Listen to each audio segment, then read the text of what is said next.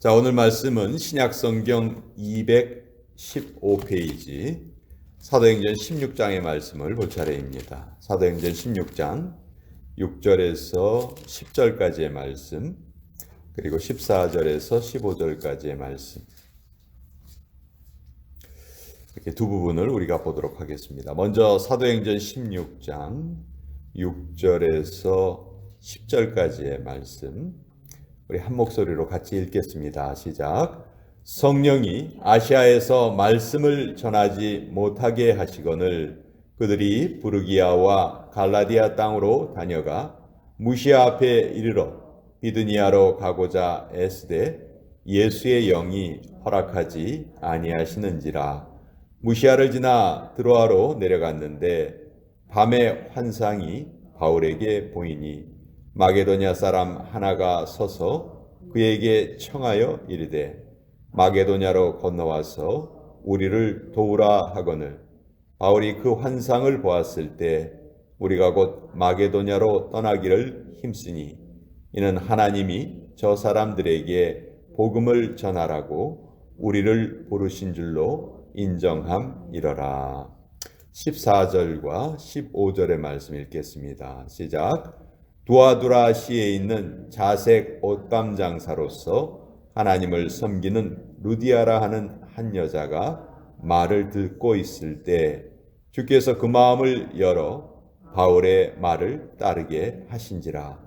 그와 그 집이 다 세례를 받고 우리에게 청하여 이르되 만일 나를 주 믿는 자로 알거든 내 집에 들어와 유하라 하고 강권하여 머물게 하니라. 하나님의 말씀입니다. 아멘. 자, 사도행전 16장 정말 역사의 물줄기가 바뀌게 된 아주 결정적인 계기의 사건입니다. 바울은 예수님을 만난 후에 삶이 완전히 바뀌죠. 그리고 자기의 삶을 복음 전하는데 온전히 다 드립니다. 그래서 여러 번의 전도 여행을 다니는데 이 사도행전 16장에 있는 내용은 두 번째 전도 여행 중에 있었던 일입니다. 사울의 첫 번째 전도 여행은 사울과 바나바가 각각 자기의 고향에 가서 복음을 전합니다. 바나바는 구브로라는 그 섬에 가서 자기가 태어난 곳이죠. 거기에서 복음을 전하고 또 바울은 자기가 터키에서 태어났기 때문에 터키에 있는 여러 지역들에 복음을 전합니다.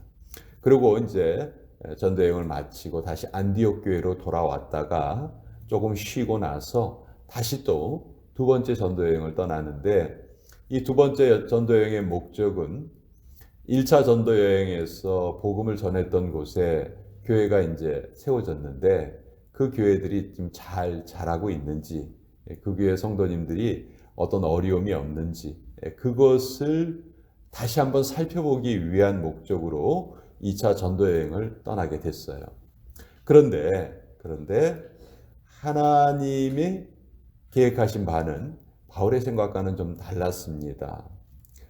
자, 6절에 보면 성령이 아시아에서 말씀을 전하지 못하게 하시거늘, 신약 성경에 나와 있는 아시아라는 지명은 우리가 알고 있는 아시아 전체 대륙이 아니고 우리가 현재 말로 하면 소아시아, 터키 지역을 성경에서는 아시아라고 부릅니다. 그 1차 전도 여행 때 복음을 전했던 곳에 또 한 번 더 가고자 했는데 하나님의 뜻이 그게 아니었어요. 하나님의 인도하심은 우리 인간의 생각과 다를 때가 많이 있죠. 이사야서 55장 8절과 9절에 보면 이런 구절이 있습니다. 이는 내 생각이 너희의 생각과 다르며 내 길은 너희의 길과 다름이니라. 이는 하늘이 땅보다 높음 같이 내 길은 너희의 길보다 높으며 내 생각은 너희의 생각보다 높음이니라. 하나님의 생각은 우리의 생각과 다를 때가 있고요. 그러면 당연히 뭘 따라야 될까요? 당연히 하나님의 생각을 따라야죠. 아주 간단한 이야기예요. 근데 이걸 못하는 경우가 참 많아요. 내 뜻을 고집하는 경우가 너무 많죠. 그렇지만 내 뜻을 고집했을 때 그 결과는 결코 좋은 결과를 얻을 수가 없겠죠. 자, 하나님께서 환상을 보여주시는데 9절에 밤에 환상이 바울에게 보이니 마게도냐 사람 하나가 서서 그에게 청하여 이르되 마게도냐로 건너와서 우리를 도우라 하거늘. 아시아 대륙하고 유럽 대륙이 서로 이렇게 마주보고 있어요. 마주보고 있는데 이 터키는 아시아의 왼쪽 끝이고 이 마게도냐는 유럽의 오른쪽 끝입니다. 그러니까 거리상으로는 아주 가까워요. 근데 그 가운데 이제 바다가 있고 또 대륙은 완전히 다른 대륙이죠. 이 마게도냐는 유럽에 있는 곳이란 말이에요. 그러니까 유럽에 이제 복음이 전파되는 계기가 여기에 이제 기록이 되어 있는데 바울이 이 환상을 보았을 때 내가 지금 아시아 지역에 복음을 전하려 하는데 자꾸 길이 막히고 계획대로 되지 않고 어려움이 생기고 도대체 이게 무슨 뜻일까 고민을 하고 있었는데 밤에 이 환상을 보고 나서 이제 10절에 바울이 깨닫습니다. 바울이 그 환상을 보았을 때 우리가 곧 마게도냐로 떠나기를 힘쓰니 여기 이제 우리라는 표현은 이 사도행전을 기록한 누가가 지금 사도행전을 기록하고 있는데 바울과 함께했던 그 사람들, 그러니까 우리라는 표현 속에는 누가가 지금 포함되어 있는 거예요. 우리가 마게도냐로 이제 떠나기를 힘쓰니 이는 하나님이 저 사람들에게 복음을 전하라고 우리를 부르신 줄로 인정함이러라. 이제 자기의 뜻을 고집하지 않고 하나님께서 우리를 다른 곳으로 보내시는구나. 그럼 우리가 이쪽으로 가야지. 하나님의 뜻에 이제 순종을 하고 그 발걸음을 유럽으로 옮기게 되었습니다. 이 바울의 이 변화된 발걸음은 정말 세계 역사 전체를 바꾸었어요. 유럽에 교회가 생기고 그 유럽 전체가 기독교를 섬기게 되고 또 그 유럽에 있는 나라들이 그 기독교를 또 미국에도 전하고 뭐 전 세계로 다 전하죠. 또 미국에 있던 선교사들이 또 한국까지 오게 되고 그래서 우리가 지금 이렇게 예수님을 믿을 수 있게 된 것이죠. 그러니까 이 바울의 이 발걸음이 얼마나 참 결정적이고 위대한 발걸음이었는가. 세계의 역사를 바꾼 그런 발걸음이었다. 자, 그랬을 때 이제 하나님께서 만남을 예비하고 계십니다. 이 빌립보라는 곳에 마게도냐의 첫 성이 빌립보라는 도시예요. 12절에 보면 거기서 빌립보에 이르니 이는 마게도냐 지방의 첫 성이요 이렇게 돼 있죠. 이 빌립보 교회가 유럽에 처음 세워진 교회예요. 이 교회가 세워지는데 이제 하나님께서 사람을 만나게 하십니다. 여러분, 우리 인생은 어떤 말로 어떤 의미에서는 만남입니다. 만남. 인생은 만남이 참 중요해요. 뭐 이민 오는 사람도 그 사람의 그 이민자의 삶이 공항에 누가 픽업 나왔느냐 뭐 거기에 의해서 결정된다 하는 그런 말이 있을 정도죠. 인생에 세 가지 중요한 만남이 있습니다. 첫 번째는 부모님과의 만남이에요. 내가 어떤 부모님 밑에서 태어나는가. 이게 정말 중요한 만남이죠. 그 사람의 일생 전체를 결정지을 수 있는 만남이에요. 두 번째 중요한 만남은 배우자와의 만남입니다. 내가 어떤 사람과 내 인생을 함께 할 것인가. 이것도 정말 중요하죠. 그렇지만 이 두 가지보다 더 중요한 만남이 있어요. 바로 세 번째 만남이 하나님과의 만남이죠. 아무리 첫 번째 만남, 두 번째 만남이 좋았다 할지라도 하나님을 만나지 못하고 이 세상을 떠난다면 그 인생은 결코 복된 인생이라 할 수 없겠지요. 아무리 첫 번째 만남, 두 번째 만남이 잘못됐다 할지라도 하나님만 만난다면 그 사람의 인생은 복된 인생으로 마무리될 수 있다는 거예요. 그래서 하나님과의 만남이 가장 중요한데, 자, 오늘 바울은 어떤 만남을 하는가?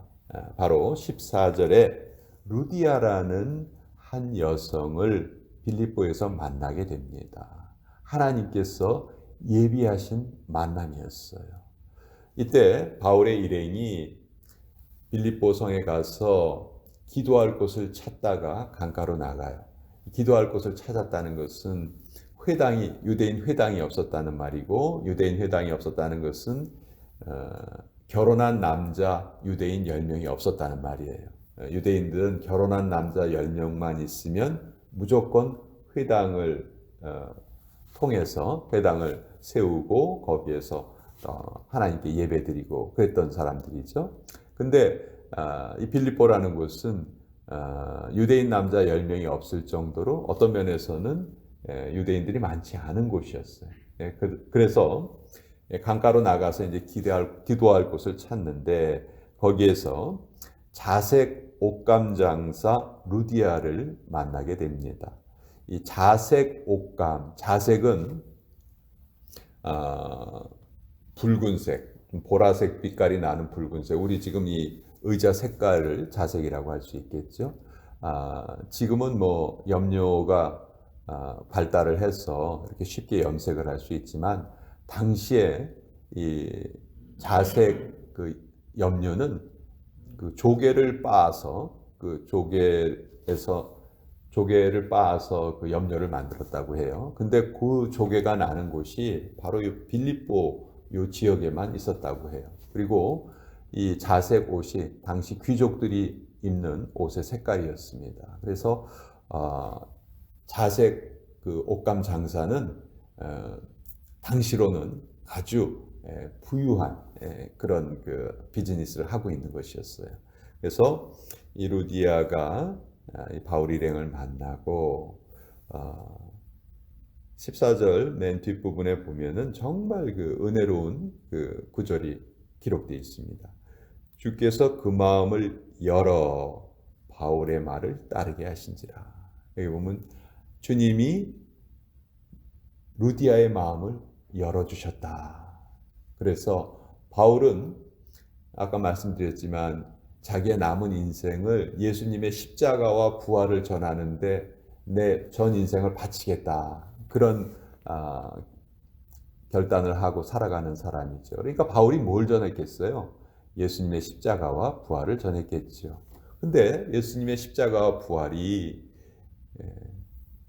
안 믿어지는 사람들이 있다고요. 마음이 닫혀 있는 사람들이 있어요. 그런 사람들에게는 아무리 전해도 사실 별 소용이 없어요. 그러나 그 말씀이 씨앗이 떨어질 때 그 마음이 열리면 그 속에 이제 말씀이 열매를 맺게 되는 것이죠. 가장 큰 은혜는 믿어지는 은혜예요. 믿어지는 은혜. 억지로 신앙생활하는 것이 아니고 저절로 믿어지고 저절로 열심히 나는 은혜. 그것이 정말 은혜 중에 은혜거든요. 이 루디아라는 여인에게 이 은혜가 임한 거예요. 그래서 15절에 그와 그 집이 다 세례를 받습니다. 세례를 받고 이 빌립보 지역에서 이제 하나의 가정교회가 시작이 돼요. 이 빌립보 지역에서 시작된 이 루디아의 집에서 시작된 이 가정교회가 나중에 유럽 대륙 전체 기독교가 전파되는 맨 첫 번째 첫 걸음이 되었던 것이죠. 그래서 한 대륙 전체 역사를 바꾼 그 일에 첫 번째 헌신하는 한 여성이 있었다는 거예요. 이 여성은 이 루디아는 자기의 집을 개방하고 자기의 집이 주님을 섬기는 곳에 사용되는 것이 그 대륙 전체를 바꾸리라고는 감히 상상도 못했을 거예요. 그렇죠? 근데 하나님께서는 이 헌신을 기쁘게 받으셔서 그런 엄청난 일을 이루어 주신 것이죠. 우리도 마찬가지입니다. 오늘 우리에게 주어진 이 24시간의 시간을 우리 계속 무엇과 교환하면서 살아가는 거예요. 우리의 시간을 주고 다른 무엇을 받아요. 그렇죠?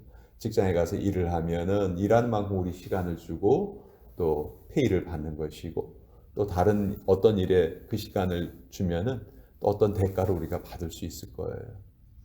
자, 무엇과 우리의 그 귀한 시간을 바꾸어 갈 것인가? 하나님이 우리에게 원하시는 것이 무엇인가? 오늘 우리가 만나는 사람이나 사건이 있을 거예요. 그때 우리가 해야 할 일은 은혜를 베푸는 일이고 사랑을 베푸는 일이에요. 그것이 오늘 우리에게 가장 중요한 일이고 우리가 할 수 있는 가장 위대한 일이에요. 루디아가 자기의 집을 개방했던 그 작은 일을 통해서 유럽 대륙 전체가 바뀌었던 것처럼 우리도 마찬가지입니다. 오늘 우리에게 주어진 삶을 묵묵히 최선을 다하면서 살아갈 때 그 나머지 일은 다 하나님께서 우리의 삶을 통해서 역사하신다는 것이죠. 그러니 우리의 삶은 정말 중요하고 위대한 삶이고 오늘 우리가 살아가는 24시간의 시간은 정말 소중한 시간이에요.